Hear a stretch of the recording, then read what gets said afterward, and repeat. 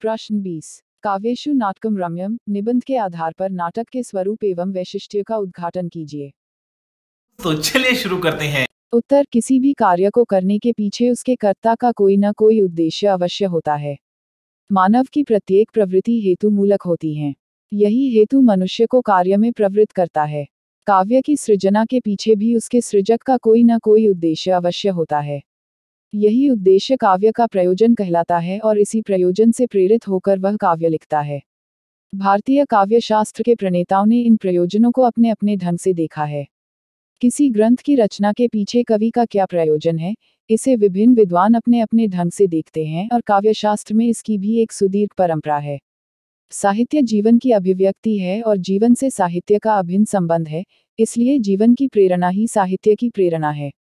भारतीय मनीषियों धर्म, अर्थ, काम और मोक्ष चतुर्वर्ग की प्राप्ति ही जीवन का उद्देश्य बताया है, इसीलिए काव्यशास्त्रियों का भी काव्य सृजना के पीछे प्रयोजन इसी चतुर्वर्ग की सिद्धि रहा है। आदि आचार्य भर्तमुनि से लेकर अब तक सभी आचार्यों ने किसी न किसी रूप में इन काव्य प्रयोजनों का विवेचन किया है। भर्तमुनि के समय तक नाट्य और काव्य में कोई अंतर नहीं था, अतः उनके द्वारा जो प्रयोजन बताए गए हैं, यही नहीं, अभी और सुनिए, वे के संदर्भ में हैं, किंतु इन्हें काव्य के संदर्भ में भी देखा जा सकता है। नाट्यशास्त्र, उन्होंने काव्य प्रयोजन का उल्लेख निम्न प्रकार किया है। दहखार्ताना श्रमर्ताना शोकार्ताना तपस्विनाम विश्रामजन्नम लोकय नाट्यमे तद भविष्यति। अर्थात वह नाट्यशास्त्र डहकों से, श्रम से, शोक से पीड़ित तपस्यक लोगों को संसार में सुख प्रदान करने वाला होगा। स्पष्ट है कि भर्तमुनि काव्य का प्रयोजन डहकों का हरण सिद्ध करते हैं। यहाँ डहकों के हरण से तात्पर्य मानव हित से ही है, किंतु उन्होंने काव्य का प्रयोजन न बताकर यहाँ पर अपनी ग्रंथ रचना को प्रयोजन बतलाया है। दूसरे, इनमें आनंद प्राप्ति तथा स्वांतः सुखाय का कहीं भी उल्लेख नहीं है। उन्होंने सांसारिक सुखों की ओर ही अपनी दृष्टि रखी है, किंतु रसास्वाद का विवेचन करते समय वह हर्षादिश्वादि गच्छन्ति लिखकर आनंद को पूर्ण रूपेण स्वीकार करते हैं। भर्तमुनि के पश्चात भामह के काव्यालंकार में काव्य प्रयोजनों पर विचार प्राप्त होते हैं। ये बड़ी अच्छी बात कही आप।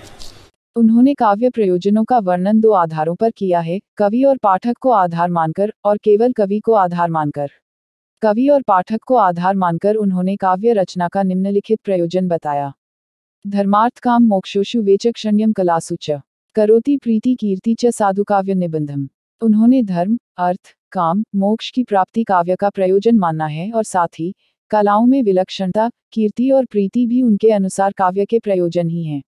लेकिन कवि की दृष्टि से उन्होंने काव्य का प्रयोजन कवि के नाम को अमर रखना बताया है। कवि काव्य की सृजना करके नाम तथा अपनी कीर्ति जगत को अमर रखता है। दंडी ने काव्य प्रयोजनों को स्पष्ट उल्लेख नहीं किया, किंतु वाणी के लिए जो उन्होंने प्रयोजन दिए हैं, उनको ही काव्य के प्रयोजन के रूप में देखा जा सकता है। समझ रहे हो?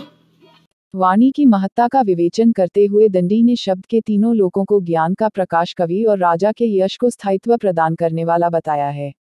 इंद्रमंत तमः कृतस्म जायत भुवनत्रयम् यदि शब्दाहल्य ज्योतिरासंसाराद दीप्यते आदिराजशोविम्भयादर्श प्राप्य वान्मयम् तेषां सन्निधानेपि न स्वयं पश्य नयति। इस कथन के आधार पर दंडी के अनुसार काव्य का प्रयोजन ज्ञान और यश की प्राप्ति माने जा सकते हैं। स्पष्ट है कि दंडी की दृष्टि भी सांसारिक ही अधिक रही है। उन्होंने दार्शनिक पक्ष का विवेचन कर्ता की दृष्टि से काव्य के प्रयोजनों पर विचार किया है। उनके अनुसार काव्य सृजना के प्रयोजन दो हैं, एक दृष्ट प्रयोजन, दूसरा अदृष्ट प्रयोजन।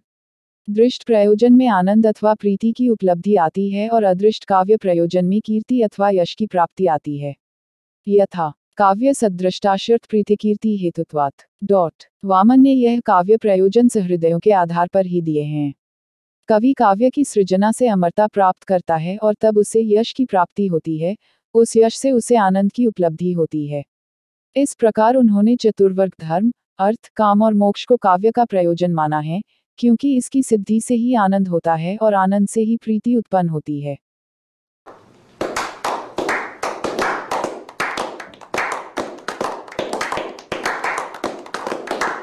रुद्रट ने काव्य प्रयोजन पर अपेक्षाकृत अधिक विस्तार से वर्णन किया है।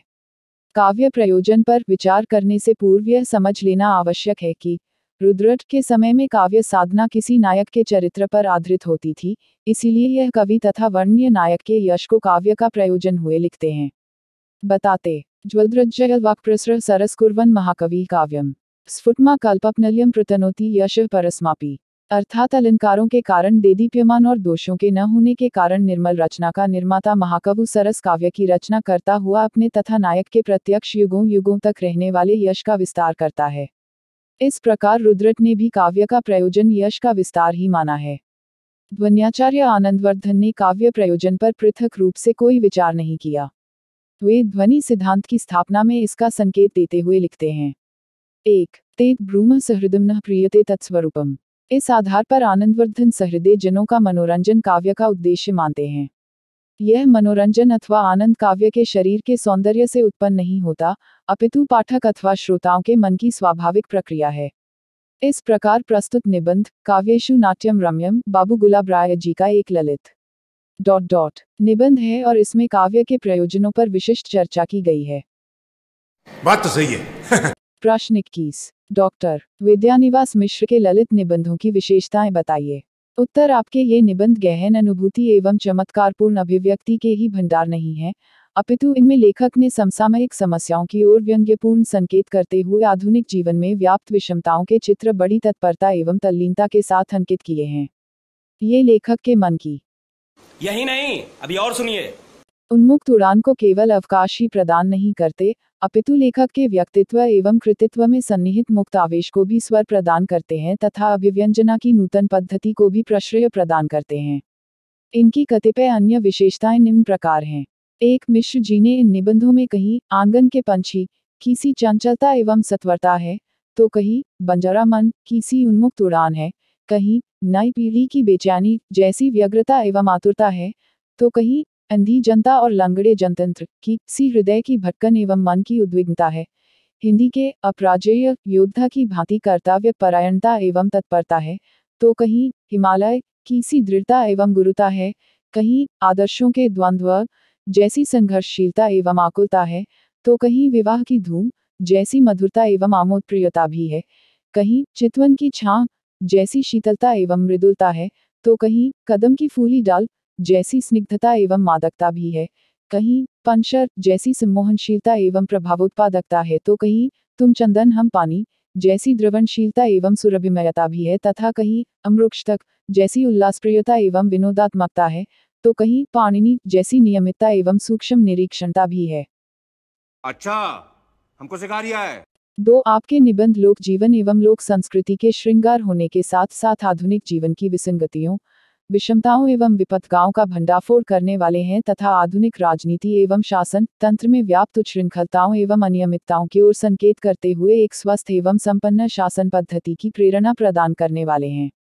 3. आपके निबंधों में आधुनिक लेखकों की विशृंखलित मनोवृत्ति, चाटुकारिता, प्रमुखापेक्षिता एवं उत्तरदायित्वहीनता का पर्दाफाश करते हुए उन्हें अपने कर्तव्य का ध्यान कराया गया है और लेखक गुरुतम उत्तरदायित्व को निभाने के लिए प्रेरित किया गया है। 4. आपके निबंधों में राष्ट्रभाषा हिंदी के मार्ग में रोड़ा अटकाने वाले आधुनिक राजनीतिज्ञों पर व्यंग्य बाणों की वर्षा करते हुए राष्ट्रभाषा की समस्या को सामाजिक स्तर पर हल करने की सलाह दी गई है तथा राजनीति, मजहब और प्रांतीयता से ऊपर उठकर हिंदी के सर्वांगीण विकास के लिए तरुण प्रतिभा को उन्मुख होने की प्रेरणा दी है। अच्छा है, बहुत अच्छा आइडिया। 6. आपने विश्वविद्यालयों एवं अध्यापकों में व्याप्त संतोष, रोष एवं आक्रोश की ओर जनता का ध्यान आकर्षित करते हुए विश्वविद्यालयों के प्रशासन में शीघ्रातिशीघ्र परिवर्तन लाने, अध्यापकों पर होने वाले अन्याय एवं अत्याचारों को समाप्त करने तथा अध्यापकों एवं विद्यार्थियों को संकीर्ण स्वार्थ को गोट बनने से रोकने की उचित सलाह दी है और विश्वविद्यालयों की विडंबनापूर्ण स्थिति को शीघ्र सुधरने का आग्रह किया है। 6. आपने समसामयिक लेखकों को भी संभ्रांतता एवं तत्स्थता के मुखौटों को उतारकर बाहरी और भीतरी कठिनाइयों से जूझने तथा बदलती हुई परिस्थितियों से सत्ताधीशों का स्वस्तिवाचन न करके सत्य पथ पर अनुसरण करने की सलाह दी है तथा निर्व्याज भाव से जनसाधारण की आकांक्षा को अपनी अपनी रचनाओं में उतारने का आग्रह किया है। 7. आपने जनजीवन में व्याप्त विविध परंपरागत एवं नवागत बुराइयों तथा दूसरी ओर विविध प्रस्तुत प्रसंगों के बिंब प्रतिबिंबात्मक नियोजन से पहले कथन को अधिकाधिक प्रभावोत्पादक, रोचक एवं आकर्षक बनाने का स्तुत्य प्रयत्न किया है। निस्संदेह आपके निबंध वर्तमान जीवन की लीलाभूमि का सजीव चित्र प्रस्तुत करते हैं, आधुनिक विपत्तियों के यथार्थ रूप को अंकित करते हैं, सामाजिक एवं धार्मिक विषमताओं का यथार्थ बोध कराते हैं, राजनीतिक एवं शासकीय गतिविधियों का सही ज्ञान कराते हैं तथा जनजीवन में व्याप्त कुंठा, कटुता, तीक्ष्णता, आक्रोश आदि की वास्तविक झांकी चित्रित करते हैं। आपने अपने इन निबंधों के माध्यम से लोक जीवन को स्वर प्रदान किया है, लोक संस्कृति को मुखरित किया है, लोकोन्मुखी भाषा को साहित्यिक रूप में ढाला है, वर्तमान जीवन के छलछलाते प्रसंगों को लिपिबद्ध किया है, युगव्यापी विसंगतियों को सूक्ष्मता से उजागर किया है, अपने व्यक्तित्व एवं कृतित्व में सन्निहित मुक्त आवेश को रूपायित किया है, ललित निबंधों की वीणा को नई संजीवनी शक्ति दी है और आंचलिक भाषाओं के शब्द भंडार से अनजान पाठकों को नई अर्थछवियों से अवगत कराया है। इसी कारण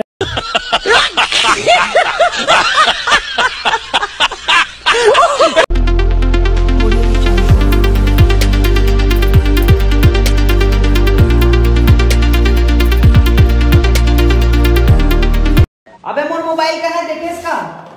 वाह, मोबाइल के चार्जर की केबल भी गायब है, मोबाइल केबल दोनों गायब है। देखे इसका कहाँ है मोर, वीडियो बनाने जरूरी। अरे मोला नहीं पता, उसी धार के लेकिन तो मोबाइल केबल कहाँ है?